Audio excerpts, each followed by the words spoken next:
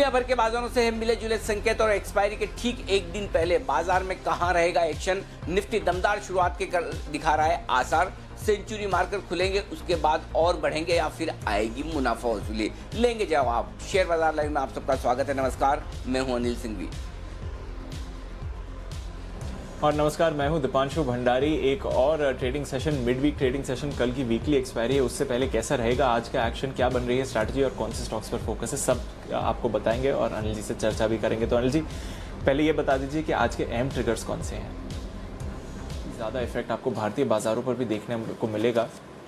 कल 6 दिन की तेजी के बाद डाउ में हल्की सी गिरावट हुई, 300 अंक की, 1% ही, पर नैस्डैक ने नया रिकॉर्ड हाई फिर से बनाया। लगातार चौथे दिन नया रिकॉर्ड, वहां पर 10,000 का स्तर भी छुआ। वो जो फैंग स्टॉक्स हैं वहां पर लगातार तेजी रही। आज जो फेड का डिसीजन आने वाला है उस पर ज़्यादा भरोसा रखना पड़ेगा, क्योंकि आउटलुक आज देगा फेड। पॉलिसी में तो ज़्यादा बदलाव का अनुमान नहीं है सर, पर किस तरह का आउटलुक आता है वो भी है। और गोल्डमैन सैक्स कह रहा है कि तेल में फिर से 15 से 20% की गिरावट आ सकती है। तो सर, बहुत सारे ग्लोबल क्यूज आ रहे हैं। जहाँ तक मार्केट्स का सवाल है, आप किस तरह रीड कर रहे हैं और इसका इम्पैक्ट कैसे देख रहे हैं?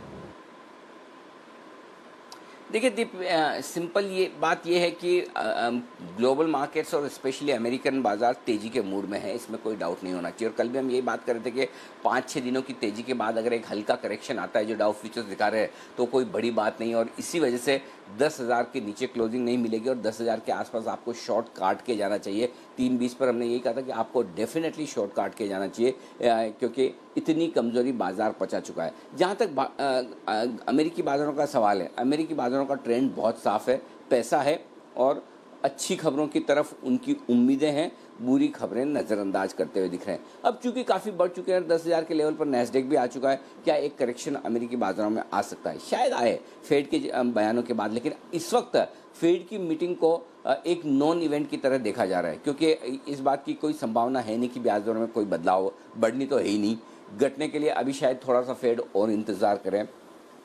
जॉब रिपोर्ट्स खराब आ रही हैं, लेकिन ट्रम्प साहब कह रहे हैं कि जॉब डेटा बहुत तेज़ी से इंप्रूव होने के संकेत दे रहे हैं और बहुत जल्दी जॉब्स ट्रैक पर आ जाएंगे। तो उस लिहाज से देखें तो शायद फेड को बहुत चिंता ना हो जॉब्स की। तो मेरे ख्याल से नॉन इवेंट सी रह जाएगी। बहुत ज़्यादा शायद फेड कुछ ऐसा न कहे जिससे कि बाज़ारों पर फ़र्क पड़े, लेकिन हाँ, अगर फेड किसी तरह की कोई चिंता जताता है और कुछ ऐसा कहता है जो कि बाज़ारों के लिए नेगेटिव हो, तो वो एक करेक्शन दे सकता है। क्योंकि आप ऐसी जगह हैं और इतनी तेज़ी के बाद आपको करेक्शन के लिए कोई एक ट्रिगर चाहिए। क्या वो ट्रिगर फेड की मीटिंग से हो सकता है? शायद हाँ। ट्रिगर हो ना हो, एक चीज़ क्लियर कट है, फेड की मीटिंग के बाद अमेरिकी बाजार और दुनिया भर के बाजार थोड़े वॉलेटाइल हो सकते हैं। तो मैं आज तो नहीं, लेकिन कल मैं एक वॉलेटाइल ट्रेडिंग सेशन की उम्मीद कर रहा हूं, जहां पर आपको फिर से ग्लोबल संकेत काफ़ी मिलेंगे और हमारे लोकल संकेत वीकली एक्सपायरी के भी होंगे। तो मेरा ये समझना है एक्शन के हिसाब से फेड की बैठक बिना किसी एक्शन के खत्म हो जाएगी। कॉमेंट्री के हिसाब से इम्पोर्टेंट है। कमेंट्री दो तरह से इंपॉर्टेंट है। इकोनॉमिक रिकवरी को क्या फेड वाकई में बहुत जल्दी देख रहा है, या फिर जो रेसेशन की बात हो रही है उस पर अपनी मुहर लगाता है। अमेरिका में नौकरियां जल्दी लौटेगी या काफ़ी वक्त लगेगा, ये दो बड़े मुद्दे हैं जिन पर फेड की राय होगी। अब आइए इकोनॉमिक मुद्दों पर। वहाँ पर फेड कब तक अपनी पैसे की सप्लाई जारी रखता है और कब तक ब्याज दरों को और नीचे रखने का इरादा रखता है, ये दो चीज़ें होंगी जिसको दुनिया भर के बाजारों में देखा जाएगा। तो मुझे लगता है ये 4 फैक्टर ऐसे हैं जो कल सुबह सुबह देखेंगे हम कि इस पर फेड क्या कुछ कहता है। तो अब ये अंदाज़ा लगाना किसी के लिए भी मुश्किल काम है कि फेड क्या कहता है, क्या करता है और उसके बाद बाजार क्या एक्शन दिखाते हैं। लेकिन मेरा ये समझना है, हाँ, जिस तरह की तेज़ी हुई है वो डाउ में थोड़ा एक्शन दिखा सकते हैं। नैस्डैक मजबूत है और अपने कारणों से मजबूत है, जो कल हम चर्चा कर रहे थे कि क्यों नैस्डैक में तेज़ी दिख रही, क्योंकि जो वहाँ के लीडिंग स्टॉक्स हैं उनके बिजनेसेस पर कोरोना के दौरान कोई खास असर पड़ा नहीं, इनफैक्ट वो मजबूत ही हुए हैं। तो जाहिर सी बात है, इस वक्त दो तरह के मार्केट हैं। एक मार्केट वो टेक्नोलॉजी शेयर के हैं, दूसरे मार्केट वो जो ओल्ड इकोनॉमी शेयर के हैं। हमारे यहाँ भी आप देखें वैसे ही माहौल है दीप। एक वो मार्केट है जो बैंक्स और फाइनेंशियल्स के हैं, जहाँ आपको कहीं कोई बहुत अच्छी तेज़ी वाला माहौल नहीं दिखता, तेज़ी होती है तब भी कॉन्फिडेंस नहीं आता। और बाकी दूसरी तरफ वो स्टॉक्स हैं, कोई फार्मा, कोई मेटल, जो बेहद मजबूत है, बेहद तेजी में, एफएमसीजी, जहाँ पर लगातार लोगों का पैसा बन रहा है। तो पॉइंट ये है कि आपको थोड़ा सा ये देखना होगा कहाँ पैसा बन सकता है और कहाँ आपको तेज़ी और मंदी में रहना चाहिए। मुझे लगता है वो सबसे क्रिटिकल है इस। जी बिल्कुल अनिल जी, और यही क्रिटिकल सवाल मैं आपसे पूछने वाला था। मेरा अगला सवाल यही है सर। हम रोज बाजार में देख रहे हैं कि दोनों तरफ के ट्रेड्स हो रहे हैं, आप भी इसे रेगुलरली हाईलाइट करते आ रहे हैं सर। मंदी के भी ट्रेड्स हो रहे हैं, तेजी के भी ट्रेड्स हो रहे हैं। जो सेकंड हाफ है उसमें तो ऑपोजिट डायरेक्शन में ही ट्रेड होता हुआ दिखता है। पर फिर भी सर पिछले 10 दिन में हम देखें तो सिर्फ 2 बार नेगेटिव क्लोजिंग हुई है। जो 2 हफ्तों से रैली चल रही है वहां पर भी अभी बरकरार है। पर जो आपने बॉटम के लेवल्स पकड़े थे बैंक निफ्टी पर, वहां से फिर जो अच्छी रैली हुई है, अब हम देख रहे हैं 21,600-700 के आसपास रेजिस्टेंस आती हुई दिख रही है। अब यहां से कैसी डायरेक्शन दिख रही है सर? थोड़ा अगर पोजिशनल बेसिस पर देखें, क्या ये रेजिस्टेंस क्रॉस कर पाएंगे या फिर अब लग रहा है कि दूसरी तरफ ट्रेड हो सकता है? सेंटिमेंट में बदलाव दिखते हुए दिख रहा है। किस तरह का डायरेक्शन देखेंगे, किस तरह की रेंज देखें सर निफ्टी बैंक निफ्टी पर? पहले निफ्टी बैंक की बात करते हैं दीप। और निफ्टी बैंक में जैसा जिस वक्त जो कॉन्फिडेंस था कि 16,800 17,100 गोल्डन लेवल है, स्ट्रॉन्ग सपोर्ट लेवल है, यहाँ पर आपको शॉर्ट भी काटने चाहिए और ख़रीदारी भी करनी चाहिए। एग्जैक्टली 17,105 के लेवल से घुमा मार्केट, बिल्कुल वहीं पर।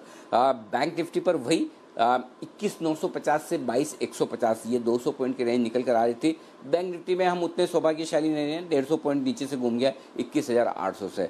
मेरा ये समझना है 21,800 22,200 ये 400 पॉइंट की रेंज बैंक निफ्टी में ऊपरी स्तरों पर गोल्डन लेवल है, जहां प्रॉफिट बुक करना चाहिए और इंतज़ार करना चाहिए एक करेक्शन का। तो अगर 21,800 22,200 की रेंज वापस से मिलती है, देखिए एक सिंपल चीज़ें, कई बार हम कहते हैं कि देखिए 7,500 के लो से निफ्टी 10,300 हो गया, ठीक है, हो गया साहब, लगभग 2,800 पॉइंट।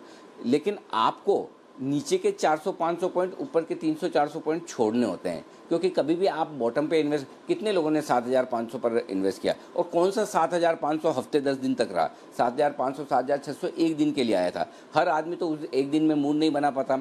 तो मेरा पॉइंट है कि आपको बॉटम मानना है तो 7,500 एकेडमिकली बॉटम है डेटा के लिहाज से कि 7,510 से आप घूम गए, लेकिन एक्चुअल बॉटम तो आपके लिए 8,100 के आसपास का है, जहां पर बाजार ने वक्त बिताया, जहां पर आपको मौका मिला सोचने का कि मेरे को खरीदना है या बेचना है। जो लोग बॉटम में करेक्शन में खरीदना चाहते थे उन्हें वहां टाइम मिला, यहाँ भाई आप 8,000 के आसपास लीजिए। तो 8,000 आपका एक तरह से बॉटम हुआ। 8,000 से आप अब 10,000 के ऊपर आए तो एक तरह से 20% 25% की तेजी आपके हाथ में आ रही है। अब आप जो लोग टॉप पर बेचना चाहते हैं शायद वो गलती कर रहे हैं, क्योंकि टॉप कब बनेगा, किस लेवल से घूमेगा, ये किसी को पता नहीं। तो कभी कभी आपको बाजार पर जब डायरेक्शनल कॉल लेना है तो ये लेना होगा कि ऊपर के 2-3%, नीचे के 2-3%, या ऊपर के 5% नीचे के 5% मेरे हाथ में नहीं आने वाले हैं जब आप बड़ी रेंज पकड़ रहे हैं। तो बड़ी रेंज के लिहाज से मेरा ये समझना है कि निफ्टी में, बैंक निफ्टी में 17,000 के आसपास जो स्ट्रॉन्ग सपोर्ट था वही 22,000 के आसपास उतना ही स्ट्रॉन्ग रेजिस्टेंस है। तो अगर मेरी बैंकिंग शेयरों में, एनबीएफसीज में पोजीशन है तो मैं एक बार 22,000 के आसपास प्रॉफिट बुक करके मैं शांति से बैठूंगा। अब हो सकता है 400-500 पॉइंट बढ़ जाए, वो कोई बड़ी बात नहीं है। 2-3% का आपको गलत पड़ना बहुत पॉसिबल है।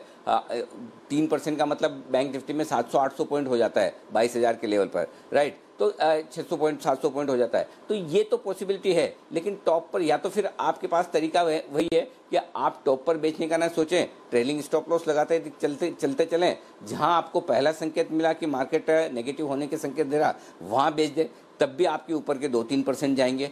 दूसरा तरीका ये, आप गर्मी में एकदम टॉप पे बेच दें, अगर बन गया टॉप तो ठीक है, नहीं तो भी आपके 2-3-4% ऊपर के जा सकते हैं। तो ये आपकी माइंड सेट पर फर्क पड़ता है। तो उस लिहाज से मैं सिंपल कह रहा हूँ, जितना कॉन्फिडेंस मुझे 17,000 के लेवल पर खरीदारी का था, उतना ही कॉन्फिडेंस मुझे 22,000 के लेवल पर प्रॉफिट बुकिंग का है। याद रखिए मेरे शब्द, प्रॉफिट बुकिंग की बात कर रहा हूँ, मैं यहाँ पर शॉर्ट करने की बात नहीं कर रहा। शॉर्ट करने का काम उस वक्त देखा जाएगा जब वहां पर पहुंचता है, वहां किस तरह के डेटा बनते हैं। अगर समझिए पुट कॉल रेशियो 1.75 आ गया तो मैं वहां पे शॉर्ट कॉल भी दूंगा, वो अलग चीज़ है, वो ट्रेडर्स के लिए। मैं इन्वेस्टर्स की बात कर रहा हूं, और इन्वेस्टर्स के लिए 22,000 के लेवल बैंक निफ्टी पर अच्छे होते हैं। अब आइए निफ्टी पे अब 9,800 10,000 ये मजबूत सपोर्ट जोन है। जब तक ये सपोर्ट जोन नहीं टूटता तब तक आपको तेजी के व्यू में ही रहना है। तो मुझे नहीं लगता कि जब तक 9,800 के नीचे जाए तब तक आपको मंदी के बारे में सोचना है। तब तक एक करेक्शन है जो अच्छी तेजी के बाद आपको मिल रहा है, तो वो बाय ऑन डिप्स वाला मार्केट है। मंदी तभी होगी जब आप 9,800 10,000 की रेंज को तोड़कर नीचे ट्रेड करना शुरू करें, और उससे पहले हो सकता है आप एक बार 10,400 10,500 की रेंज में आए।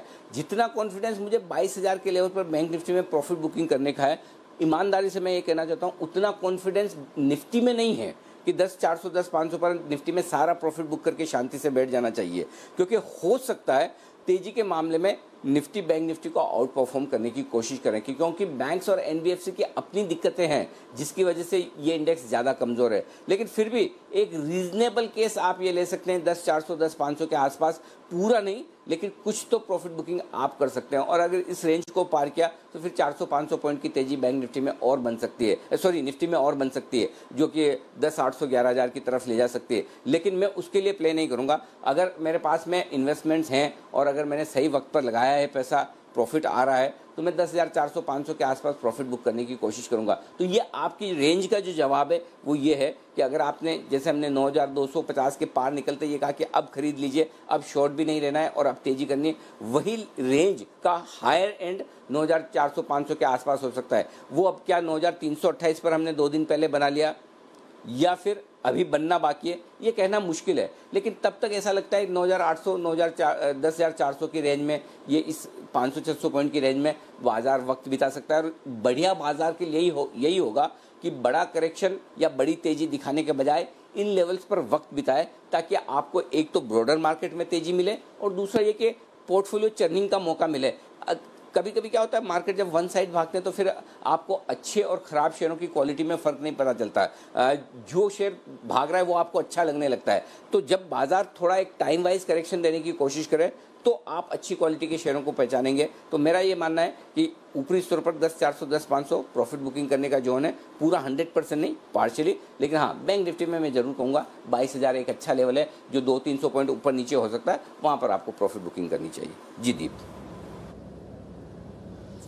बिल्कुल, तो लग रहा है कि थोड़ी प्रॉफिट बुकिंग के जोन्स पर है, स्पेशली बैंकिंग नेम्स पर देखते हैं किस तरह का रेंज मूवमेंट होता है। थोड़ा कंसोलिडेशन, थोड़ी मुनाफा वसूली बाजार में आपको देखने को मिल सकती है।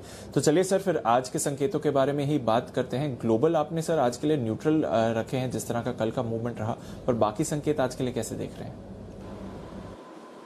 ग्लोबल न्यूट्रल से हल्के पॉजिटिव मान सकते हैं आप। बाकी संकेतों में एफआईएस की तरफ से बहुत बढ़िया संकेत है पॉजिटिव साइड पर, घरेलू फंड्स के संकेत नेगेटिव है, दीप एफएनओ के संकेत अच्छे पॉजिटिव आते हुए दिख रहे हैं, ये सरप्राइजिंग है। हालांकि 2 दिन से हम पॉजिटिव बोल रहे हैं लेकिन आज अच्छे पॉजिटिव दिख रहे हैं। सेंटिमेंट थोड़ा सा पॉजिटिव से न्यूट्रल हुआ है, और उसकी वजह है कि 2 दिनों से लगातार ऊपरी स्तरों से आपको सेकंड हाफ में प्रॉफिट बुकिंग आ रही है, तो आप हल्के से सावधान है। खराब नहीं है कोई, अभी भी मूड माहौल ठीक है। तो न्यूट्रल से थोड़ा पॉजिटिव साइड पर, ट्रेंड पॉजिटिव साइड पर है। जो रेंज बड़ी वाली वो कमोबेश हम डिस्कस कर चुके हैं, फिर भी आज के लिए जो रेंज सपोर्ट रेंज है 9,825 9,975 मानकर चल सकते हैं आज और पोजिशनल ट्रेडर्स के लिए। 10,275 10,400 ऊपरी रेंज है जहां पर प्रॉफिट बुकिंग आ सकती है। बैंक निफ्टी के लिए छोटी पोजिशनल रेंज है वो 20,300 20,550। दीप, अब जो देखिए, एक और चीज़ मैं बताना चाहता हूँ, जब आप रेंज की बात कर रहे थे कि नहीं लेना है, नहीं फंसना है, और इस तरह की रेंज आपको लाइफ टाइम में कभी कभार मिलती है, जहां आपको 1 महीने में 2 महीने में बाजार 30-30 40% गिरता हुआ दिखे, ये रोज नहीं होता। और आप अगर 40% का करेक्शन है तो वहां पर आप इस तरह की बड़ी मूव को पकड़ सकते हैं। वहां पर आप 2% गिर गया तो भी बोले बेचना है, 5% गिर गया तब भी बोले नहीं लेना है, 10% गिर गया तब भी बोले नहीं लेना है, क्योंकि 10% के बावजूद आपको 20% नीचे और दिख रहा है। अगर रेंज ही 10-15% की है तो फिर आप उतना स्ट्रांगली नहीं बोल पाएंगे। कई बार लोग मुझे बोलते हैं कि जितना एग्रेसिवली आपने नहीं लेना बोला है उतना लेने का नहीं बोला है, ये बात सही है। लेकिन अब आप देखिए, अगर 1000 पॉइंट की रेंज है तो 1000 पॉइंट की रेंज में आप एकदम बॉटम पे बोलेंगे नहीं, 200-300 पॉइंट ऊपर बोलेंगे, 200-300 पॉइंट ऊपर के छोड़ेंगे। तो 500-400 पॉइंट की रेंज के लिए आप उतना एग्रेसिवली कभी भी नहीं बोलेंगे जितना आप 5000 पॉइंट की रेंज के लिए बोलेंगे। दोनों में ये बड़ा फर्क है, ये समझने की जरूरत है। और इसीलिए मैं ये कह रहा हूँ, अब जो ट्रेडर्स हैं उनके लिए मैं एक लेवल बैंक निफ्टी पर दे रहा हूँ ताकि उनको एकदम क्लियर कट दिमाग में आ जाए, और वो ये 20,300 20,550 ये वो रेंज है जहां पर आपको शॉर्ट काटनी चाहिए और एक बार इंतजार करना चाहिए। हो सकता है एक बार आपाधापी में 20,000 तक आ जाए, 19,950 20,000 बहुत रॉक बॉटम सपोर्ट है बैंक निफ्टी के लिए ट्रेडिंग के लिहाज से। तो आपका ऊपर 21,800 हो गया, नीचे 19,950 20,000 हो गया, लेकिन मैं 20,000 तक का इंतजार नहीं करना चाहता। अगर लोगों की, जैसे कल मेरा कॉन्फिडेंस था कि 10,025 के रेंज में आप शॉर्ट काट लीजिए पक्के तौर पर, और आज आप देखिए आपको 7500 पॉइंट गैप मिल रहा है। वैसा ही मेरा कॉन्फिडेंस 20,300 के आसपास बैंक निफ्टी में बनेगा शॉर्ट काटने का। वो उस वक्त के मूड माहौल को देख के कहूँगा, लेकिन अब मैं ये कहूँगा कि वहाँ पर आपको शॉर्ट काटने का वक्त आ रहा है। वापस 21,500 21,800 की रेंज आएगी, फिर से आप शॉर्ट करने का। तो ये छोटी रेंज है 2,000 पॉइंट की जिसको आप ट्रेड करना है। 5,000 पॉइंट की बड़ी रेंज होती है और 10,000 पॉइंट की और बड़ी रेंज होती है। तो वो रेंज आपका टाइम फ्रेम और मार्केट के मूड के साथ, मूव के साथ बदलती है, ये ध्यान में रखना जरूरी है। तो ये आपके लिए स्ट्रॉन्ग सपोर्ट जोन है 20,300 20,550, ऊपर 21,200 21,500 आज के लिए strong supply zone, profit booking zone, selling zone, जो कहना है कह दें आप। जी दीप। बिल्कुल अनिल जी, तो ये तो रही दिन के लिए बड़ी रेंज पर। वैसे अगर उसे ब्रेकअप करके देखें तो छोटी, मीडियम और बड़ी रेंजेस क्या निकल रही हैं सर? 10,000 10,125 ये आज आपके लिए निफ्टी की छोटी रेंज है। 9,950 10,175 ये आज की मीडियम रेंज है। 9,825 10,300 ये आज की बड़ी रेंज आप मानकर चल सकते हैं निफ्टी के लिए। तो 10,175 10,200 पहला वो लेवल है जहां पर प्रॉफिट बुकिंग आने की पूरी संभावना है। ज़्यादा संभावना तो ये कि आप इसे पार नहीं करेंगे, फिर भी देखिए फोर्स स्ट्रांग है, मोमेंटम है, हो सकता है कोई अच्छी खबर आ जाए तो भाग जाएं, क्या बड़ी बात है। बैंक निफ्टी 20,550 20,950 आज की छोटी रेंज, 20,425 21,050 आज की मीडियम रेंज, और 20,325 से 21,175 आज की बड़ी रेंज। अब 21,200 के पार निकले तो फिर 21,500 21,800 की रेंज में बैंक निफ्टी फिर जाने की तैयारी कर सकता है। आज होना मुझे कम लगता है कि कम चांस है कि आज आप 21,200 के पार निकले, तो उस हिसाब से ये आज की रेंज मैंने दी है। पोजिशनल ट्रेडर के लिए रेंज बड़ी हो जाएगी। पुट कॉल रेशियो घटकर 1.2 पर आ गया है, इसीलिए मैंने कहा कि वायदा कारोबार के संकेत अच्छे हैं। और इसका मतलब दीप ये है कि आप देखिए 1.59 के आसपास का put call ratio 40 basis point आपका कम हो गया। मतलब क्या है? मतलब ये कि तेजी करने वाले ट्रेडर्स हल्के हो गए हैं। 2 दिनों में ऊपरी स्तरों से जो बाजार ने करेक्शन दिया उसमें तेजी करने वाले ट्रेडर्स ने अपनी पोजीशन कम की है। Point number 1। Point number 2, shorts बने हैं, कॉल राइटिंग होती हुई दिखी है, तो डबल इंपैक्ट है, इसीलिए पुट कॉल रेशियो नीचे आया। और पुट कॉल रेशियो नीचे आने का मतलब यह कि बाजार हल्का हो चुका है तेजी की तरफ। जो एकदम एक तरफा तेजी चल रही थी जिसकी वजह से सब आदमी निफ्टी में पोजीशन बनाकर बैठे थे, उन्होंने अपनी पोजीशन थोड़ी सी हल्की कर दी। ये कंफर्ट है। विक्स थोड़ा सा बढ़ा है 2%, कोई खास बात नहीं। जी दीप। बिल्कुल, तो पीसीआर कंफर्टेबल रेंज में है और विक्स थोड़ा सा बड़ा है, बट वहां से ज्यादा चिंता नहीं आ रही है। तो वायदा कारोबार के संकेत पर ध्यान रखना पड़ेगा और इस पर विस्तार में चर्चा भी करेंगे अनिल जी से।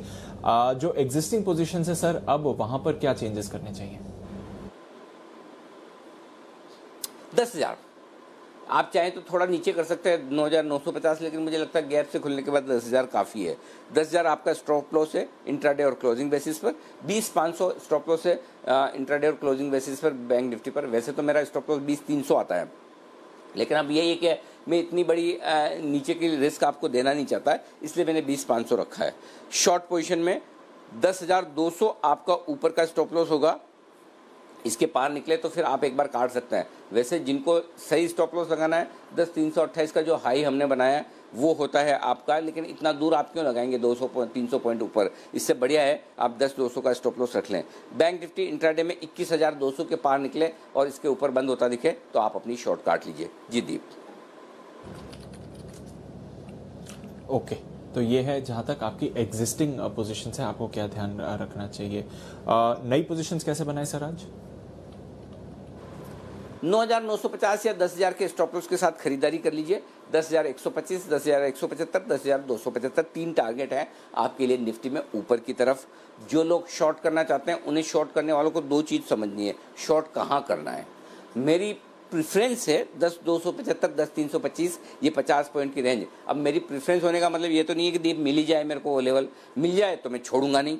10,275 10,325 परफेक्ट रेंज है जहां पर शॉर्ट करना चाहिए, और stop loss clear cut well defined 10,400, ठीक है। लेकिन अगर वो नहीं मिला तो, और क्या मुझे 10,175 10,200 से शॉर्ट कर देना शुरू कर देना चाहिए? मैं ये कहूँगा सोचना तो शुरू कर देना चाहिए। 10,175 10,200 आए तो वहां पर आपको सोचना ही चाहिए कि मुझे लेना है कि बेचना है, राइट। अब वहां पर मोमेंटम देखो, अगर लगता है कि नहीं ढीला हो रहा है मामला, पार करना मुश्किल है, बस वहीं शॉर्ट कर दीजिए। और नहीं देखिए, जैसे अब एक बात करते करते कि हांगकांग 50 पॉइंट नीचे आ गया, अब समझिए डाउ फ्यूचर 200 का अगर 100 रह जाता है, ठीक है, तो ये कॉल आपको मैं क्यों बोल रहा हूँ, मैं कहने के लिए तो कह सकता हूँ 10-275 पे बेचो, लेकिन 10-175 का चांस छोड़ना है क्या, वो उस वक्त देखना है जब आप 10-175 पे पहुंच रहे हो, 10-200 पे हो, और उस वक्त पोजीशन क्या बनती है बाकी सारी चीज़ों की। क्या बैंक निफ्टी पहले ही कमज़ोर होना चालू हो जाता है, क्या डाउ फ्यूचर नीचे आना शुरू होता है, अगर वो सिचुएशन बनती तो आपको वहीं तुरंत या मार्केट ब्रेड कमज़ोर हो रही है क्या, और नहीं हो रही है तो आप 10-275 के लिए और तैयारी रखो। तो ये डिफरेंट लेवल्स जो देने के पीछे पर्पज़ ये है कि आप खाली लेवल को एब्सोल्यूट नंबर्स में देखेंगे तो आप इस पर डिसीजन ट्रेडिंग का नहीं ले पाएंगे। आपको साथ में दूसरे फैक्टर्स भी मिलाकर उस वक्त देखना है, बाजार की स्ट्रेंथ वीकनेस क्या दिख रही है, क्या थकने के संकेत दे रहा है, मोमेंटम स्ट्रांग है, डाउ फ्यूचर्स क्या दिखा रहे हैं, हांगकांग क्या हो रहा है। जब आप ट्रेडिंग करने बैठते हैं तो आपको ये सारे फैक्टर्स सामने रखने होते हैं, और उन फैक्टर्स को सामने रख के फिर आप ट्रेड करेंगे तो आप एक डिसीजन सही ले पाएंगे। तो मेरा ये समझना है कि 10-175, 10-200 अभी के लिए आप मुझे पूछेंगे तो मैं कहूँगा हाँ क्या दिक्कत है, 150 पॉइंट ऊपर बेच रहे हो भाई, आप 150 पॉइंट तो भेज देना चाहिए अभी के मूड माहौल के हिसाब से, लेकिन उस वक्त देखेंगे हाँ 10-275, 10-325 परफेक्ट जोन है, सेल जोन, अगर मिले तो छोड़ना नहीं। बैंक निफ्टी खरीदिए 20,500 के स्टॉप लॉस के साथ, 20,950, 21,050, 21,175, 21,500, 21,500 मैंने ये खाली क्या बोलना चाहिए, कॉस्मेटिक लेवल है जो आएगा नहीं लेकिन दिया है ऐसे ही, ड्रीम लेवल जिसको बोल सकते हैं, क्या पता भगवान जाने कभी आ जाए, यू नेवर नो, अगर आ जाए। फॉर एग्जाम्पल मैं आपको एक चीज़ बताऊं, सपोज 12 तारीख यानी कि परसों शुक्रवार को सुप्रीम कोर्ट में वापस वो मोरेटोरियम वाले मामले की सुनवाई है। अगर सरकार की तरफ से एक हलफनामा जाता है, सरकार कहती है नहीं, ये ब्याज माफ़ करने वाला डिसीजन आप भले कह रहे हैं लेकिन हम सहमत नहीं है, ऐसा नहीं होना चाहिए, आरबीआई भी यही मानता है कि ब्याज माफ़ करना बहुत भारी पड़ेगा बैंक्स पे और इकोनॉमी पे, ठीक है, तो ही बैंक निफ्टी बढ़ जाए, क्या बड़ी बात है। और बैंक निफ्टी के लिए 500 पॉइंट बढ़ना कौन सी बड़ी बात है, रोज 900-1000 पॉइंट का मूव इंट्राडे में दिखा रहा है। तो इसलिए 21,500 का लेवल रखने के पीछे पर्पज ये कि कभी कोई अच्छी खबर आ जाए, यू नेवर नो, और क्यों नहीं सोचेंगे हम अच्छी खबर नहीं आ सकती, आने में आ भी सकती है। तो ये लेवल ड्रीम लेवल है जो अगर आ जाए तो जो बैंक निफ्टी बेचना चाहते हैं उनके लिए बेचने के लिए परफेक्ट रेंज है 21,050, 21,200, जितना 21,200 के नज़दीक बेचेंगे उतना बढ़िया। और स्टॉप लॉस बिल्कुल छोटा सा, सिर्फ 50 पॉइंट का लगाना है, मुझे रिस्क चाहिए ही नहीं ऊपर की तरफ शॉर्ट साइड में। 21,250 ये वो स्टॉप लॉस होगा जो लगाकर आप 21,200 के आसपास बेचें। 20,950, 20,800, 20,650 और 20,550 दी। फिर वही कहूँगा पिछले 2 दिन से जो मैं कह रहा हूँ, अब आपको यहाँ पर ट्रेडिंग के मौके दोनों तरफ मिलेंगे। लेवल से ट्रेड करना है, कॉन्ट्रा ट्रेड करना है, और मैं फिर कहूँगा कॉन्ट्रा ट्रेड करना आसान काम नहीं है, क्योंकि उस वक्त आपको मूड माहौल जब आपके रेंज के ऊपरी एंड पर पहुंचता है तो ऐसा लगता है कि ये तो छप्पर फाड़ के और निकलेगा, और नीचे आता तो ऐसा लगता है कि पूरी तेजी खत्म हो गई, अब तो बस घुसने ही वाला है। तो इसलिए वहाँ पर कॉन्ट्रा ट्रेड लेना इतना आसान नहीं है। लेकिन वही है, पैसा बनाना कौन सा आसान है, किस बिजनेस में आसान है, कहाँ आसान है, हर जगह रिस्क है, हर जगह दिमाग लगाना पड़ता है, हर जगह मेहनत करनी पड़ती है। चैलेंज तो है, अगर कर पाएँ तो फिर इंट्राडे में आप बना सकते हैं मोटा पैसा। जी दीप, बिल्कुल, तो लेवल पकड़ना ज़रूरी है और स्टॉप लॉसेस दोनों तरफ के आपको मेंटेन करने हैं, स्ट्रिक्टली दोनों तरफ के ट्रेड आपको इंडेक्स पर मिल सकते हैं। चलिए सर, कुछ और फिर डिटेल्स की बात करें। जहां तक आज के सेटअप का सवाल है, एफएनओ बैन में, एफएनओ अपडेट में काफ़ी सारे स्टॉक्स में फिर से हम मूवमेंट देख रहे हैं सर। जी, जीएसपीएल बैन में अब एंटर हुआ है और बैन से बाहर निकला है बेल। 3 स्टॉक ऑलरेडी बैन में है, आइडिया, जस्ट डायल, एनसीसी। तो अब जेएसपीएल को मिलाकर 4 स्टॉक बैन में है अभी भी वापस। तो ये है स्टॉक्स में बैन की लिस्ट। तो कोई खास बदलाव नहीं है। सेक्टर्स आज मैंने दिए नहीं है, स्टॉक ऑफ द डे भी नहीं दिया। स्टॉक ऑफ द डे देने में दीप बड़ा इशू है। आज का hero stock of the day मैं सोचता हूँ दूँ, लेकिन होता ही है कि फिर वो जहाँ देते हैं उन्हीं लेवल के आसपास खुलता है, तो वो ट्रेड बन नहीं पाता, कई बार कभी कभार ही बन पाता है। इसलिए फिर मैंने आज अवॉइड किए हैं वो दोनों ही। बिल्कुल अनिल जी, और विस्तार में क्यूज के बारे में बात करें सर। वैसे तो कल आपने क्लोजिंग में अपडेट्स दे दिए थे, पर क्योंकि अभी आप बोल रहे हैं सर कि दोनों तरफ के ट्रेड्स हो सकते हैं, जो कल के जो रेकमेंडेड ट्रेड्स थे, स्पेशली जैसे कि हाई बीटा काउंटर्स में श्रीराम ट्रांसपोर्ट या फिर बंधन बैंक, वहां पर कुछ ध्यान रखना चाहिए। कंटेनर कॉर्पोरेशन सुबह बात करी थी, कुछ ध्यान रखना चाहिए सर उन स्टॉक्स पर, अगर किसी ने फिर भी पोजीशन कैरी फॉरवर्ड करी हो तो?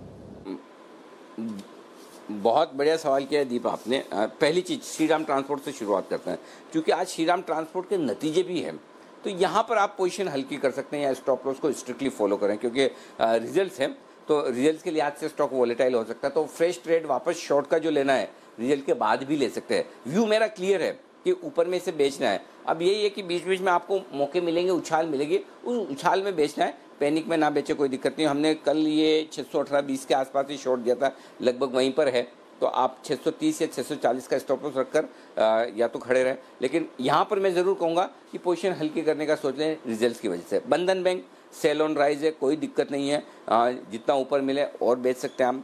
275 का स्टॉप लॉस रखना चाहिए, उसके ऊपर आसपास मिले। एनएमडीसी पोजिशनली बाय है, कोई दिक्कत नहीं, 89 का स्टॉप लॉस रखिए।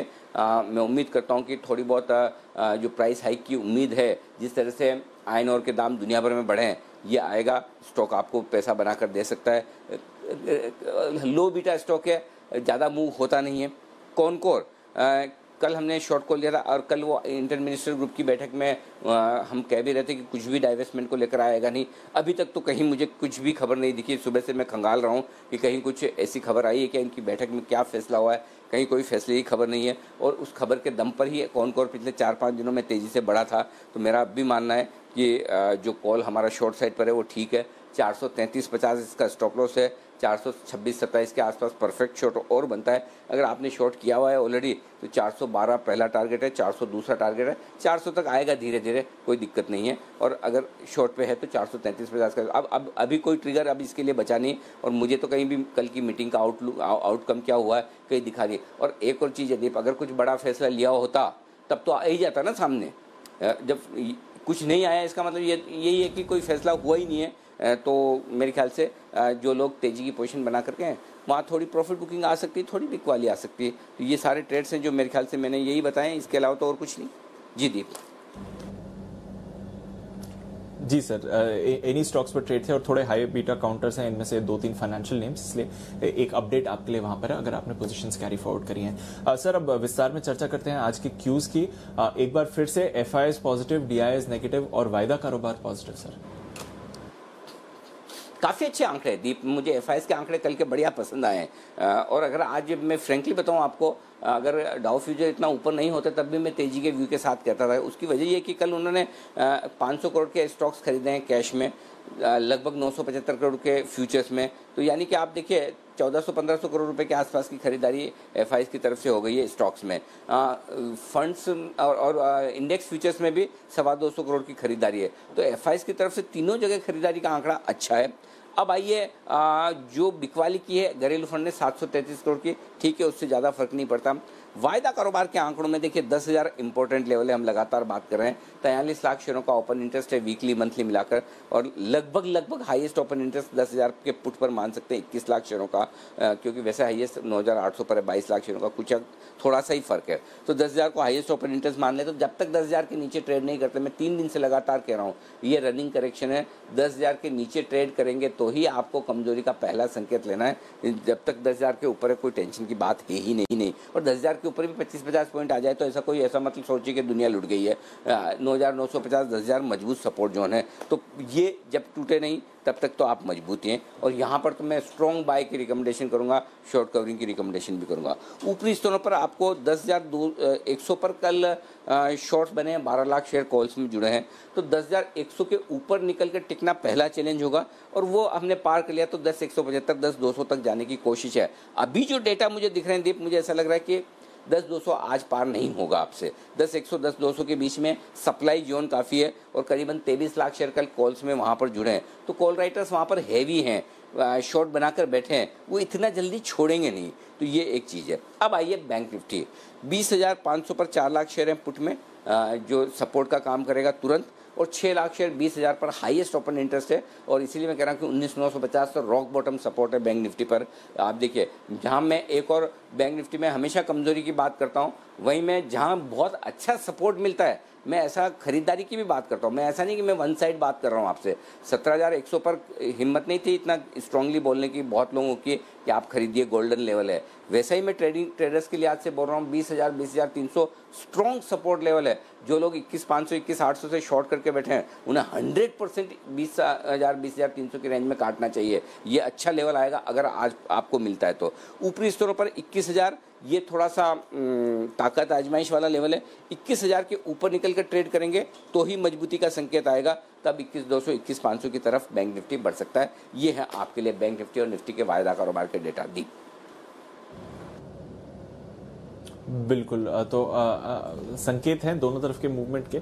ध्यान रखिए आज किस तरह का ट्रेड लेते हैं। चलिए कुछ स्टॉक्स के बारे में भी चर्चा कर लेते हैं। हमारी पूरी रिसर्च टीम हमारे साथ है ये बताने के लिए, देवांशी, पूजा और साथ ही आशीष। देवांशी, आपसे शुरुआत करते हैं। आज के ट्रिगर्स कौन से हैं और बाजार बंद होने वाले रिजल्ट्स कौन से आए हैं? Good morning Deepanshu. आज सबसे पहले आप देखिए ट्रिगर्स में जो कैश मार्केट के नतीजे आने वाले हैं उसमें इंडियन होटल्स, जिम्नोटो, धानुका एग्रीटेक, साथ ही द्वारिकेश शुगर, टांडला सॉल्यूशंस और टाटा मेटालिक्स, ये कुछ कंपनीज हैं जिन पर नजर रहेगी। इसके अलावा आज रिलायंस राइट इश्यू पर जिनको भी राइट इश्यू मिले हैं इनको अलॉट होते हुए दिखेंगे। साथ ही 12 जून को शेयर एक्सचेंज पर भी लिस्ट होंगे, शेयर आते हुए दिखेंगे, तो इस पर नजर रखें। साथ ही आज से दिल्ली में जो शराब है वो सस्ती होती हुई दिखेगी। मैं आपको बता दूं कि जो लिकर पर उन्होंने 70% का स्पेशल कोई टैक्स लगाया था वो हट जाएगा, लेकिन इनकी जो वैट है वो 20% से बढ़कर 25% हो जाएगी। साथ ही आज कोल इंडिया पर नजर रखें क्योंकि इनके जो कर्मचारी हैं वो आज से 2 दिन के स्ट्राइक पे उतरेंगे। इन्होंने प्रोटेस्ट किया था जो कोल ब्लॉक्स के ऑक्शन कर रहे थे प्राइवेट कंपनीज को, इसके चलते इन्होंने प्रोटेस्ट किया था कुछ कर्मचारियों ने और इसके चलते आज स्ट्राइक होगी। नतीजों की अगर बात कर ले तो आज हीरो मोटोकॉर्प नतीजे इस तिमाही में कमजोरी आते हुए दिखे हैं। मार्जिन अनुमान से भी कमजोर आते हुए दिखे, जो कुल आय है करीब 20% तक कम हुई है। कामकाजी मुनाफा इस बार 38% तक कम होता हुआ दिखा और मार्जिन आप देखिए 13.5% से घटकर करीब 10.5% के आसपास आते हुए दिखे और जो मुनाफा है इसको थोड़ा सा टैक्स का सहारा मिलता हुआ दिखा है, लेकिन इसके बावजूद करीब 15% तक की गिरावट हमने मुनाफे में देखी है। बॉम्बे डाइन इस बार नंबर्स थोड़े से कमजोर हैं। आय इस बार करीब 89% तक कम होती हुई दिखी है कंपनी की। कामकाजी मुनाफे की बात करें तो 1386 करोड़ के मुकाबले केवल 29 करोड़ का जो घाटा है वो कंपनी ने पोस्ट किया है। और मुनाफे की बात करें तो करीब 49 करोड़ का जो मुनाफा है वो कंपनी की तरफ से आता हुआ दिखा है। 96% तक की गिरावट हमने देखी है। कुल मिला के नंबर्स बॉम्बे डाइन के काफी कमजोर है। कोरोना वायरस जो लॉकडाउन था इसका इम्पैक्ट जरूर देखने मिला है। ई क्लर्क्स की बात करें तो जो आय है इस तिमाही में करीब 4% तक कम हुई है। कामकाजी मुनाफा भी इस तिमाही में कम होता हुआ दिखा है। 78 करोड़ पे आया है 80 करोड़ से घटकर, और जो मार्जिन है वो 22% पर स्टेबल आते हुए दिखे। मुनाफा 6% तक कम हुआ है। गुजरात पिपावाव कमजोर नंबर्स हैं इस तिमाही में, बिक्री 10% तक कम होती हुई दिखी है। मार्जिन आप देखिए थोड़े से हुए दिखे हैं इस तिमाही में, लेकिन कामकाजी मुनाफा ज्यादा नहीं बढ़ा है, करीब 100 करोड़ पे आता हुआ दिखा है 99 करोड़ से बढ़कर। कुल मिला के जो कॉस्ट है वो थोड़ी सी कम होती हुई दिखी है कंपनी की। मुनाफा आप देखिए 10% तक कम हुआ है, 54 करोड़ पे आता हुआ दिखा है 60 करोड़ से घटकर। KRBL जो बिक्री है करीब 11% कम हुई है और मुनाफा इस तिमाही में 8% तक बढ़ता हुआ दिखा है। मार्जिन भी आप देखिए 21% पर कंपनी ने क्लॉक इन किए हैं, तो इसके नंबर्स अनुमान से थोड़े से बेहतर आते हुए दिखे हैं। और MRPL के नंबर्स काफी वीक है इस तिमाही में। आय 6% तक कम हुई है। इस बार कामकाजी जो मुनाफा था उससे बदल के घाटे में आता हुआ दिखा है। करीब 2418 करोड़ का कामकाजी घाटा कंपनी को इस तिमाही में होता हुआ दिखा और जो घाटा है वो 225 करोड़ का था। करीब 500 करोड़ के मुनाफे के सामने नंबर्स काफी वीक है। टीम लीज की बात करें तो इस बार नंबर्स इतने अच्छे नहीं है। बिक्री जो है वो 14% जरूर बढ़ती हुई दिखी है, लेकिन ऑपरेशनली आप नंबर्स अगर देखें कामकाजी मुनाफा करीब 20% कम होता हुआ दिखा है। और साथ ही मार्जिन आप देखिए इस तिमाही में 2% के कंपैरिजन में केवल 1.5% पे आते हुए दिखे और इस बार 29 करोड़ का लॉस कंपनी को उठाना पड़ रहा है 26 करोड़ के प्रॉफिट के सामने। तो ये कुछ स्टॉक्स हैं जिन पर आज क्लोजली वॉच करना चाहिए।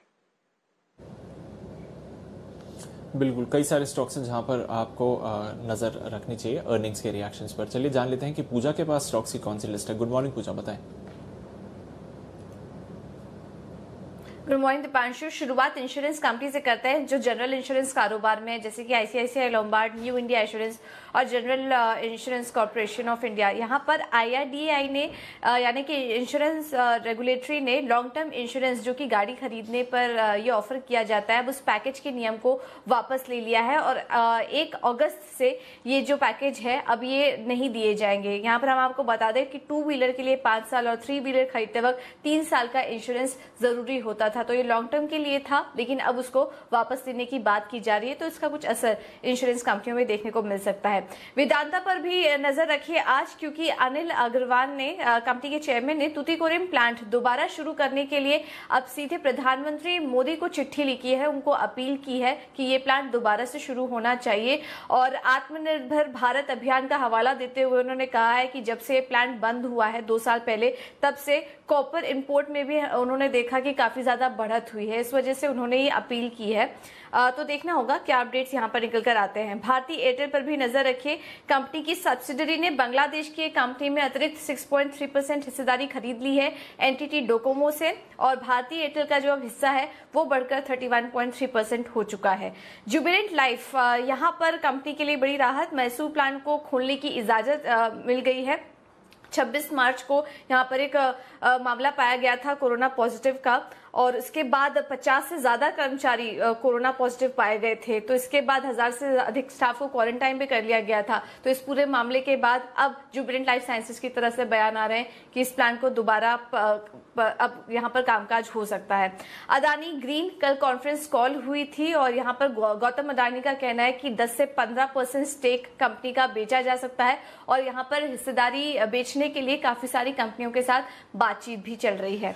डॉक्टर रेड्डीज और वर्क हार्ड, यहाँ पर भी एक खबर निकल कर आ रही है। डॉक्टर रेड्डीज ने वर्क हार्ड के 62 प्रोडक्ट्स और बद्दी यूनिट का अधिग्रहण पूरा कर लिया है। 1850 करोड़ में डील होनी थी, लेकिन अभी फिलहाल डॉक्टर रेड्डीज ने वर्क हार्ड को करीब 1480 करोड़ का एक पेमेंट किया है, और बाकी जो बचा हुआ 300 करोड़ है वो कंपनी 1 साल का परफॉर्मेंस देखेगी, बिक्री देखेगी, और उसके बाद आकलन करेगी कि उनको यहाँ पर कितना पेमेंट करना है।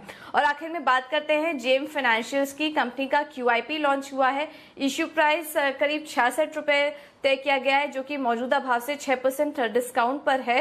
ये कुछ न्यूज़पेपर रिपोर्ट्स के हवाले से खबर आ रही है। QIP जो है उसका अमाउंट करीब $100 मिलियन बताया जा रहा है। ओके, तो काफी सारे स्टॉक्स हैं फोकस में और फार्मा नेम्स में फिर से एक्शन रहेगा। देख लेते हैं ब्रोकरेजेस आज क्या कह रही हैं FIR में।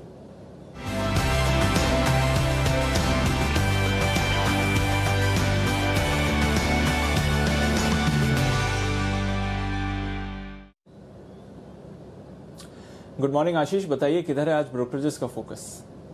Good morning Deepanshu. Hero MotoCorp के नतीजे आए थे, जेफरीज की रिपोर्ट आते हुए दिखी है। खरीदारी किराए को तो बरकरार रखा गया, लेकिन लक्ष्य दिया है 2550 रुपए का, और ये कह रहा है कि नतीजे जो है अनुमान से कमजोर देखने को मिले थे। इनका जितना अनुमान था एबिटा उससे 18% कम दर्ज हुआ है। इसके अलावा कल टाइटन का कॉल हुआ है, ढेर सारी रिपोर्ट्स आई, उसके बाद CLSA बिकवाली किराए को बरकरार रखे हुए हैं और लक्ष्य जो है 810 से बढ़ाकर 855 कर दिया है। और ये कह रहे हैं कि वित्त वर्ष 2022 के बाद में हो सकता है कि एक बाउंस बैक देखने को मिले, वहां से बिक्री सुधरती हुई नजर आएगी। लेकिन फिलहाल अगर आप देखें तो डिमांड को लेकर काफी ज्यादा चिंताएं नजर आ रही हैं। अन्य रिपोर्ट्स भी आई हैं टाइटन पर। अगर आप देखें तो क्रेडिट स्विस की रिपोर्ट है, आउट परफॉर्म की रेटिंग को बरकरार रखा है 1100 रुपए के लक्ष्य के लिए। लेकिन गोल्डमैन सैक्स की जो रिपोर्ट है वो बेहद नेगेटिव नजर आ रही है, क्योंकि इन्होंने बिकवाली किराए को बरकरार रखा है और लक्ष्य जो है 738 रुपए से घटाकर 710 रुपए कर दिया है।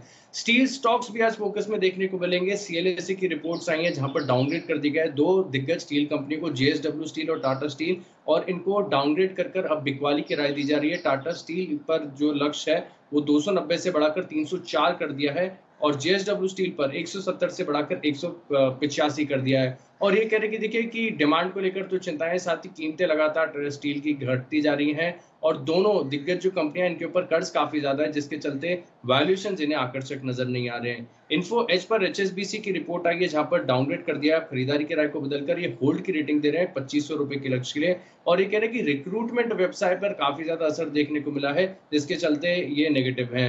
ग्राफाइट इंडिया पर देखिए जेफरीज की रिपोर्ट है, अंत में खरीदारी किराए को बरकरार रखा गया है 225 रुपए के लक्ष्य के लिए। ओके, तो ये हैं वो तमाम रिपोर्ट्स जिन पर आज एक्शन रहने वाला है। आइए एक्शन की शुरुआत करते हैं। हमारे सारे एक्सपर्ट्स हमारे साथ हैं इस वक्त तैयार, और वक्त है पिक ऑफ द डे के बिगुल का।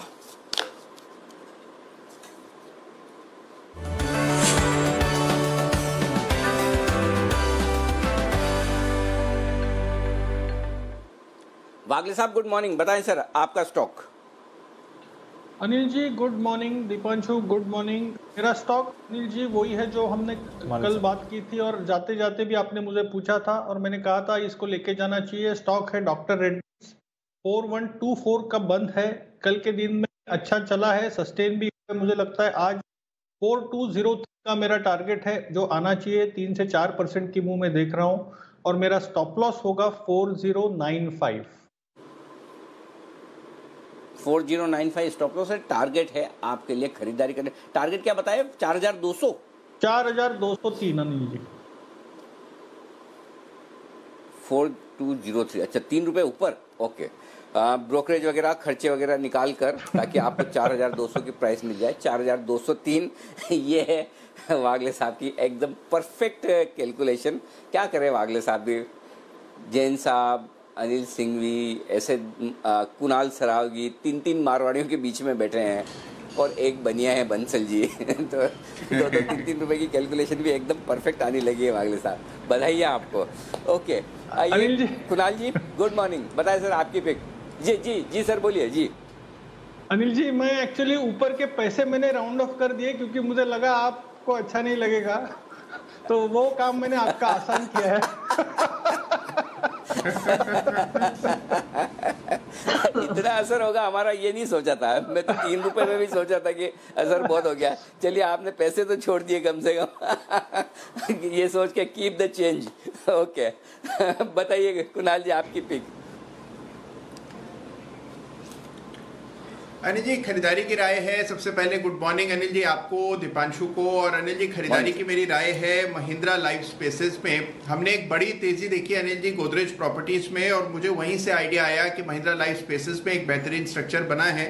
और यहाँ पर अनिल जी चार्ट पर देखें तो एक राउंडिंग बॉटम पैटर्न बना है, बुलिश डाइवर्जेंस दिखती है आरएसआई पर। तो जिस तरह का स्ट्रक्चर है इस स्टॉक में आपको तेजी देखने को मिलेगी। तो मेरी राय में महिंद्रा लाइफ स्पेसेस को बाय करना चाहिए। यहाँ पर आपको जो स्टॉप लॉस है वो 214 रुपए पर 214 पर रखें। पहला टारगेट 235 रुपए का और दूसरा टारगेट 250 रुपए का होगा। तो मुझे लगता है कि महिंद्रा लाइफ स्पेसेस में 250 रुपए तक के लेवल्स देखने को मिल सकते हैं, तो खरीदारी की राय। ओके, महिंद्रा लाइफ स्पेस 221 रुपए का है और ये 250 रुपए तक के टारगेट के लिए करनी है आपको खरीदारी। Bansal ji good morning sir, बताइए आपका पिक आज कौन सा स्टॉक है सर? गुड मॉर्निंग अनिल जी। अनिल जी मेरे पास कोई पिक नहीं है, मैं नोटा का प्रयोग करूंगा अनिल जी, मेरा नोटा है। नाराजगी क्या है ऐसी, क्या हो गया बंसल जी, मूड खराब क्यों है? नहीं अनिल जी मूड खराब नहीं है, कल आप लोगों का जी बिजनेस का जो शो था शाम का, वो दिल्ली में 5.5 लाख कोरोना केसेस हो जाएंगे। तो अनिल जी उसके शो के बाद अनिल जी मैं जन सेवा कर रहा था, कॉल्स को अटेंड कर रहा था आपके बिहाफ पर, तो मेरे को समय नहीं मिला अनिल जी कॉल वॉल निकालने के लिए। 9:30 अनिल जी ऐसे ही बज गए शाम को। अरे ये लेकिन ये हमारा स्टेटमेंट थोड़ी, ये तो दिल्ली सरकार का स्टेटमेंट है जिस पर शो किया था। चलिए एनीवे कोई बात नहीं, आपके पास रीजन एकदम वैलिड है, आप क्यों नहीं कर पाए। आइए जैन साहब को करते हैं शामिल और उनके पास हैं ढेर सारी पिक्स। जैन साहब गुड मॉर्निंग, बताएं sir. Very good morning Anil ji और दीपांशु जी, सही कह रहे हैं, ढेर सारी पिक्स है। और इनफैक्ट मैं वापस से मेरा वो जो sector specific stock specific approach है वही लेके चलना चाहूंगा, क्योंकि जो अच्छे सेक्टर्स है जो कि कोरोना के दौरान अफेक्टेड नहीं हुए और जो पॉजिटिवली इम्पैक्टेड हुए, जैसे कि फर्टिलाइजर्स है या केमिकल्स है या एफएमसीजी है, वहां पे बहुत सारी आइडियाज है। और महिंद्रा लाइफ स्पेसेस तो आज क्या कुणाल जी ने दे ही दिया, मुझे याद है ये मेरी एक कॉपीराइट हुआ करती थी और काफी बार ऊपर के लेवल्स पे भी दिया, नीचे के लेवल्स पे भी दिया है और अब भी बहुत अट्रैक्टिव लेवल्स है। तो महिंद्रा लाइफ स्पेसेस बहुत अच्छी पिक है और क्योंकि मैं इसको बहुत देखता हूँ, जयपुर में है इनका सब कुछ और 40% 50% इनका बिजनेस यहाँ से आता है। बट ओवरऑल अब मैं दूसरे अगर फार्मा की बात करूँ तो मैंने अजंता फार्मा और इप्का लैब ये 2 स्टॉक लिया है और काफी बार रेकमेंड भी किया, ऐसा नहीं कि पहली बार किया है। और दूसरा JCHSE जॉनसन कंट्रोल हिटाची, ये मैंने पहले भी 10 की कमाई में दिया हुआ है, ये स्टॉक भी बढ़िया लगता है। और तीसरा JK लक्ष्मी सीमेंट, परसों जैसे कि स्टार सीमेंट की अपार सफलता के बाद मुझे ऐसा लगता है सीमेंट स्टॉक्स जो अच्छे पिटे हुए हैं और जिस तरीके से चैनल चेक के वो आ रहे रिव्यूज, तो मुझे लगता है कि सीमेंट स्टॉक्स अच्छे खासे वैल्यू पे खड़े हैं और वहां पे अच्छी खासी तेजी बन सकती है और यहाँ पे भी एक अच्छी वो बन सकती है। और जेके लक्ष्मी भी एक अच्छी राजस्थान बेस्ड एक प्ले है, तो मैं कहूंगा कि जेके लक्ष्मी सीमेंट, सो अजंता फार्मा, इप्का लैब, जेसीएचएससी और जेके लक्ष्मी सीमेंट। ओके, तो ये हैं वो ढेर सारे स्टॉक्स जहां पर आपको रखनी है नज़र और यहां पर आपके लिए बनेंगे मौके खरीदारी के।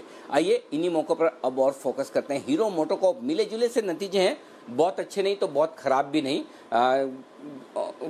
अब ये मुश्किल है थोड़ा सा अंदाज़ा लगाना कि स्टॉक किस तरफ जाएगा। कुणाल जी, रिजल्ट्स के बाद कोई रेंज ट्रेड आप दे सकते हैं तो बताइए। माफ कीजिए जी, शेयर का नाम दोहराएंगे? अरे हीरो मोटोकॉर्प, जिसके कल बाजार बंद होने के बाद नतीजे आए हैं और नतीजों के बाद क्या ट्रेड बनेगा वो मैं आपसे जानना चाहता हूं। मैं नतीजे रख दूं एक बार। हमारा अंदाजा था 6,141 करोड़ की आय का, उससे थोड़ी बेहतर आई है 6,238 करोड़। 767 करोड़ हम उम्मीद लगा रहे थे कामकाजी मुनाफा आएगा, 100 करोड़ कम आया उससे 659 करोड़। मार्जिन हमारा अंदाजा था 12.5% का, 10.5% के आसपास है, तो ऑपरेशनली थोड़े से कमज़ोर है। मुनाफा थोड़ा बेहतर आ गया। एक्स्ट्रा ऑर्डिनरी चीज़ें आजकल बहुत सारी चलती हैं, तो उस लिहाज से रिजल्ट्स मिले जुले हैं, हल्के से कमज़ोर। बताएं अब आप। जी देखिए, चार्ट काफी मजबूत है। लगातार हम देख रहे हैं कि हायर बॉटम्स की एक श्रृंखला हीरो मोटो के चार्ट पर बनी हुई है और एक बेस बन चुका है 2320-25 के आसपास, जो मुझे नहीं लगता कि वायलेट होना चाहिए। तो अगर ये स्टॉक 2320-25 के लेवल्स को होल्ड कर लेता है तो इसका ट्रैजेक्टरी पॉजिटिव ही रहेगी। चार्ट पर जो रेजिस्टेंस है वो सीधा अब 2500 के आसपास है, तो मुझे लगता है कि यहाँ से भी 100 रुपए की तेजी की गुंजाइश है। अगर मान लीजिए आज कुछ कमजोरी रिजल्ट्स के चलते देखने को मिलती है तो मेरी राय खरीदारी की रहेगी। 2320 के स्टॉप लॉस से मेरी राय है खरीदारी की, ऊपर 2500 तक की जगह है। ओके, 2500 तक की जगह है, खरीदारी की राय है। ओके, एक और स्टॉक है वो है टाइटन। जरा बंसल जी इसके चार्ट्स देखिए और बताइए टाइटन में क्या करना है, क्योंकि टाइटन में मिली जुली रिपोर्ट्स आ रही है, दोनों तरफ की है। अच्छी देखो तो अच्छी दिखेगी, खराब देखो तो खराब दिखेगी। सीएलएसए ने टारगेट बढ़ाया है हल्का सा 810, लेकिन 855 किया है, स्टॉक उससे ऊपर है। क्रेडिट स्विस का टारगेट 1100 का है, उसके बेहद करीब है स्टॉक। और गोल्डमैन सैक्स ने टारगेट 710 का कर दिया है। तो ओवरऑल रिपोर्ट्स उतनी दमदार नहीं है। ये बताइए स्टॉक के लिए क्या लेवल्स इंपॉर्टेंट है, ट्रेड कैसे करना है? देखिए 997 की क्लोजिंग है और यहाँ पे इंपॉर्टेंट लेवल है 1015, 1015 इसका मेक और ब्रेक लेवल है। 1015 के ऊपर निकलेगा तो ही एक बड़ी तेजी की शुरुआत होगी, एल्स कोई बेचना चाहे तो 1015 के स्टॉप लॉस के साथ बेचे। But Anil ji as of now बेचने की राय नहीं है मेरी। 1015 के ऊपर निकल के सस्टेन करता है तो खरीदारी की राय रहेगी। ओके, ये राय है आपके लिए। ओके, बॉम्बे डाइंग, इसके चार्ट देखिए कुणाल जी और बताइए। बॉम्बे डाइंग्स में नतीजे काफ़ी ख़राब दिख रहे हैं। रेवेन्यू 90% घट गया, कामकाजी मुनाफा 100% घट गया, 1385 करोड़ का सिर्फ 29 करोड़, मार्जिन्स माइनस में हो गए, मुनाफा आया है 48 करोड़ का। अब एडजस्टमेंट होंगे, फिर भी कितने ही एडजस्टमेंट कर लो भाई साहब, फिर भी रिजल्ट ख़राब है। बताइए क्या करना है? इस पर चर्चा हम लोगों ने कल भी की थी शायद, और कल मैंने आपको ये बताया था कि अगर ये जिस तरह का स्ट्रक्चर इसका है, स्टॉक में अगर गिरावट आती है तो वहां इसको खरीदना चाहिए। 62 रुपए के आसपास चार्ट पर सपोर्ट है, कल की बंदी 68 की है, तो मुझे लगता है कि एक बार के लिए स्टॉक करेक्ट होना चाहिए। 62 रुपए के जितना करीब मिले वहां खरीदें, तो मुझे लगता है कि स्टॉक वापस से आपको 80-85 के लेवल्स दिखाएगा। तो मेरी डिक्लाइंस पर खरीदारी की राय है और आज इन रिजल्ट्स के चलते डेफिनेटली गिरावट देखने को मिलेगी, तो उसका इस्तेमाल करें खरीदारी के लिए। 62 रुपए के आसपास सपोर्ट है, वो लेवल मुझे नहीं लगता कि आसानी से टूटेगा। ओके, 62 के आसपास सपोर्ट है, वहां से नीचे नहीं जाना चाहिए, बट नतीजे काफी कमजोर रहे हैं इस स्टॉक में। वैसे काफी एक्टिव ट्रेड्स आपको एटलीस्ट होते हुए दिखे हैं जहां तक इस स्टॉक का सवाल है, तो नजर रखिए इस पर। जुबिलेंट लाइफ, एक बार इस पर भी चर्चा कर सकते हैं। इनका प्लांट वापस खुलने की इजाजत मिल गई है और अब वापस यहां पर कामकाज शुरू होता हुआ दिख सकता है आपको। जैन साहब, मिड कैप फार्मा में आपने आज अच्छी रिकमेंडेशंस दी हैं। जुबिलेंट लाइफ कहीं फीचर करता है, कवर करते हैं स्टॉक को?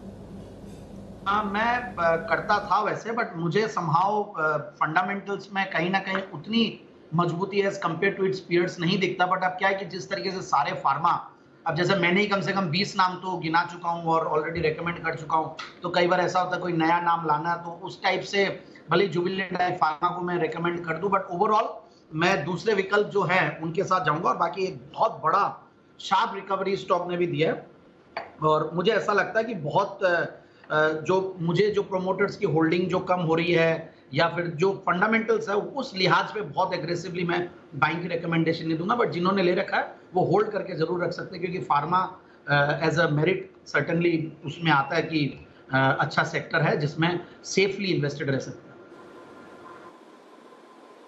ओके, ये है आपके लिए जुबिलेंट लाइफ पर राय। इस बीच हमारे साथ शुभम अग्रवाल साहब भी कार्यक्रम में शामिल हो चुके हैं, लेते हैं उनसे भी उनका pick of the day. Shubham ji बताइए कौन सा स्टॉक चुना है आपने? Good morning Anil ji. आज का जो स्टॉक पिक है वो है कंजम्पशन स्पेस में से और वो है डाबर।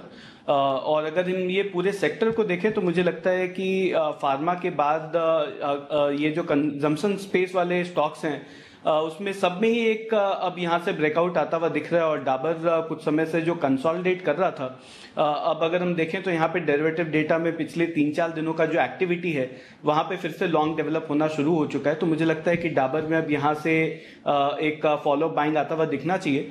तो 480 के स्ट्राइक का जो कॉल ऑप्शन है जो 10 रुपये पे क्लोज हुआ था उसको खरीदने की राय है। 16 रुपये का टारगेट होगा और 7 रुपये पे एक स्टॉप लॉस मेंटेन करें।